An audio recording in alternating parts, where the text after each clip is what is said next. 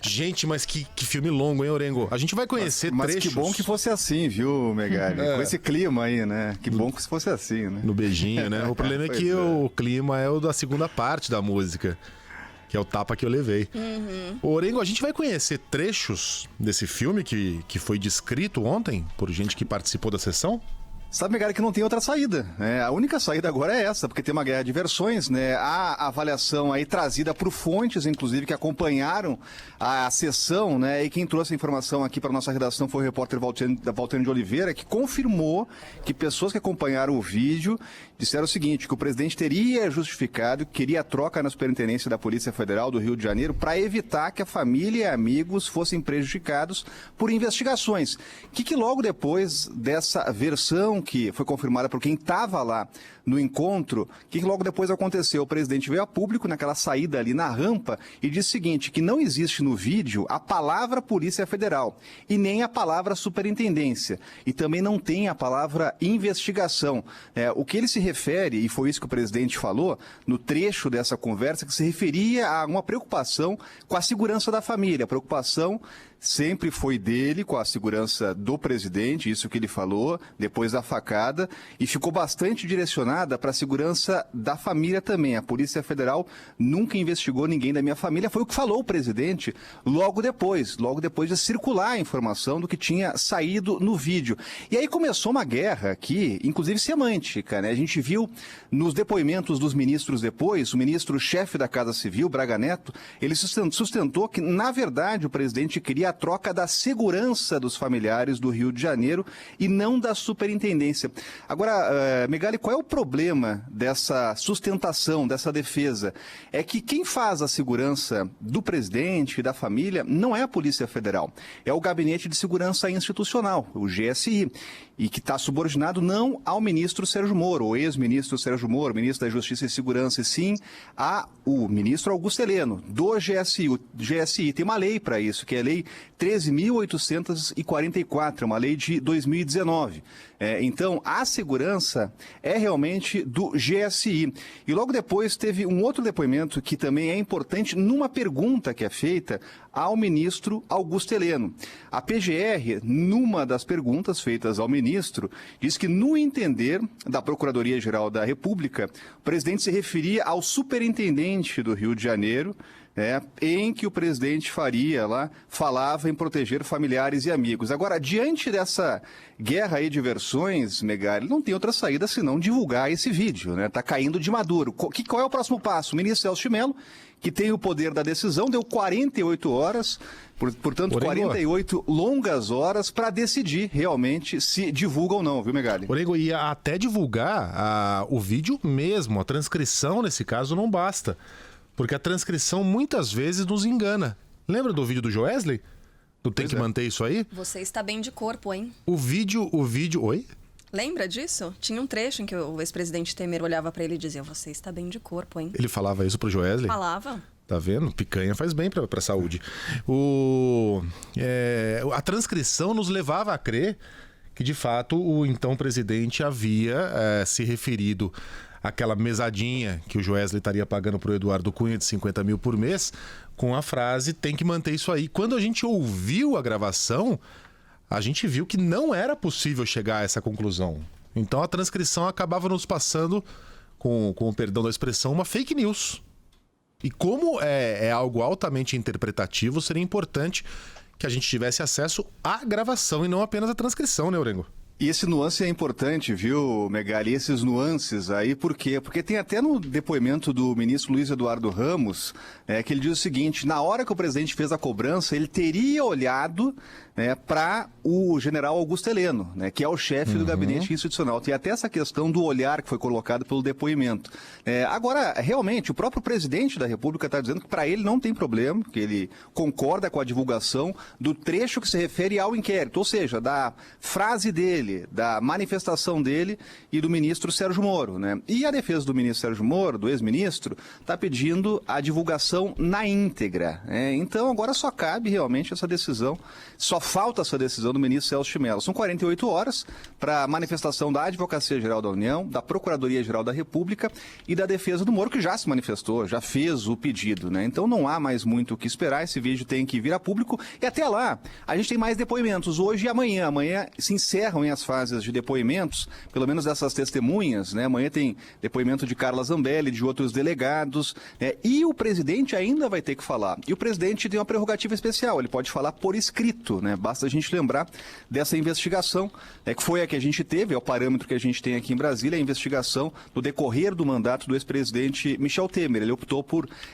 responder por escrito, né? Ontem o presidente chegou até a se manifestar sobre como vai responder, não quis dar muito detalhes, né? Mas ele pode responder por escrito. Agora, o que a gente está acompanhando nesse caso, Megali, que não deve atrasar, as coisas estão acontecendo rapidamente, são prazos curtos para esses depoimentos e essa fase já acaba amanhã. Tá conosco também Carlos Andreasa, um pouquinho mais cedo, depois o Andreasa volta com a participação normal dele todos os dias aqui na Band News FM. Andreasa, a se confirmar essa troca na PF relacionada à proteção da família do presidente, seria algo gravíssimo, seria a tal bala de prata? Bom dia, Andreasa. Bom dia, Megali, bom dia, pessoal. Alô, Orengo, parceiro, craque. Seguinte, eu acho que a gente tem que ter muita prudência ao tratar desse assunto pelo simples fato que vocês comentaram agora. Nós não vimos esse vídeo. Quantas pessoas no Brasil terão visto esse vídeo? Viram somente as partes interessadas. Eu acho sensacional a guerra de versões que está em curso. A guerra de versão, de um lado, o olhar do Moro, ou daqueles que são informados ou têm como fontes os ligados ao Moro. Do outro lado, aqueles que são informados, é duro dizer isso, pelo olhar do Augusto Aras, que se comporta como uma espécie de AGB, né? Advogado-geral de Jair Bolsonaro, de Bolsonaro. É nesse lugar que a gente está. Qual é o conteúdo desse vídeo? Nessa altura do campeonato, me parece muito difícil que, diante de toda a repercussão e da escalada de crise institucional que se apresenta, que o Celso de Mello não derrube esse sigilo e bote o vídeo para ser visto. Porque, como mesmo disse o Megali, não basta transcrição nessa altura do campeonato. A transcrição gera confusão, gera ruído, tem alguns verbos aí que são muito ensaboados, inclusive estão sendo usados. O verbo proteger é um verbo muito ensaboado. A chave da questão agora, sobre a tal bala de prata ou não bala de prata, conteúdo devastador ou não, é o verbo proteger. Bolsonaro, a questão é, Bolsonaro queria trocar o superintendente do Rio de Janeiro porque preocupado com a segurança da família, conforme indicam os depoimentos dos ministros prestados até agora, ou porque estava preocupado em proteger familiares de investigações, de interesses particulares. Essa é a questão que nós estamos. Bala de prata? Não sei. Sei que nós estamos com expectativa muito alta a respeito desse conteúdo do vídeo. E esse tipo de expectativa muito alta tende, porque é expectativa gerada pelo olho dos outros, tende a gerar frustração. Então, da minha parte aqui, eu me reservo ao ceticismo, lembrando que o ceticismo também é necessário porque tudo mais constante está na mão de Augusto Aras. Ele, no final das contas, é o juiz da gravidade da situação para oferecer ou não oferecer denúncia. Se a coisa for muito grande, se o que houver no vídeo for um conteúdo realmente devastador, ou que o ambiente da sociedade imponha que seja devastador, a margem de manobra de Aras diminui, mas continua sendo a margem de manobra de Aras para apresentar a denúncia ou arquivar. E a tendência dele, mesmo antes, vejam, mesmo antes de Aras, e é profundamente incômodo, mesmo antes de qualquer acesso à prova, ele já dizia que era difícil, que não era bem assim, que a palavra do Moro parecia faltar substância. Então, a tendência de Aras é engavetar. Mas o mundo real, o vídeo exposto, diminui a margem de manobra para a fantasia, né, pessoal? Deixa eu pedir aqui, eu posso fugir um pouco do assunto aqui? Por favor. Queria aproveitar a presença do Orengo, porque tem ouvinte aqui que escreveu mais cedo. O ouvinte falou que está esperando no carro a participação do Orengo, só para saber do Orengo o seguinte: Novo auxílio, o auxílio emergencial para aquelas novas categorias, aquele projeto que está nas mãos do presidente. Sai ou não sai? Ele só está esperando você responder, daí ele vai tocar a vida em frente, viu, Orengo? Importantíssimo, né, Sheila? Amanhã, 14 de maio, foi a data anunciada pelo Senado Federal como limite para a decisão do presidente. É muito comum nesses casos a presidência da República esperar a data limite para uma decisão. Aí só lembrar que o ministro da Cidadania, o Onyx Lorenzoni, né, em resposta aqui a parlamentares, já deu uma sinalização de que o presidente deve sancionar, né? Pelo menos aquela parte, aquele trecho lá que trata de pais solteiros, né, que podem receber o auxílio emergencial de forma dobrado, né, R$ 2.200, e também aquelas mães menores de idade. Só que o importante é que envolve diversas categorias, como a dos taxistas, motoristas de aplicativo, pescadores, também manicures, são diversas categorias que podem receber aí esse auxílio. Agora, só lembrar, Sheila, mesmo com a sanção, essas questões costumam ter prazos, regulamentação, né? Então é bom esperar sair o calendário só para depois, aí sim, ir para as agências ou buscar o aplicativo, né? A orientação do governo não é nem ir para a agência, né? É tentar resolver tudo eletronicamente pelos aplicativos. Mas vamos esperar amanhã para ver se sai essa sanção finalmente. E o nosso ouvinte pode entrar no túnel agora. Megali. Diga lá, Andreasa. Espera aí, ouvinte, só uma coisa. Não entra ainda não. Não entra não. A grande questão agora, pessoal, é saber, e essa é uma provocação necessária, se esse auxílio emergencial, que tem uma natureza temporária e um impacto fiscal tremendo, se ele será temporário mesmo ou se ele não terá vindo para ficar, tá? Essa discussão está na ordem do dia. A pressão e a tentação para a constituição de um Bolsa Jair é muito grande, tá? Então, temos que ficar atentos a isso também. O ministro Guedes já falou que é contra isso, né? Mas há secretários dentro do próprio ministério já debruçados sobre esse assunto, Deixaram né? vazar em live e tudo mais, Pois né? essa possibilidade de estender agora. Ninguém apelidou de Bolsonaro ainda? Ainda não, Nossa, ainda não. olha. Você pode abrir aqui a... Eu tô chamando de Bolsa Jair. Bolsonaro é bom, mas eu deixo para você. Agora, Sheila, é o seguinte, quem decide, no final das contas, é o presidente da República, né?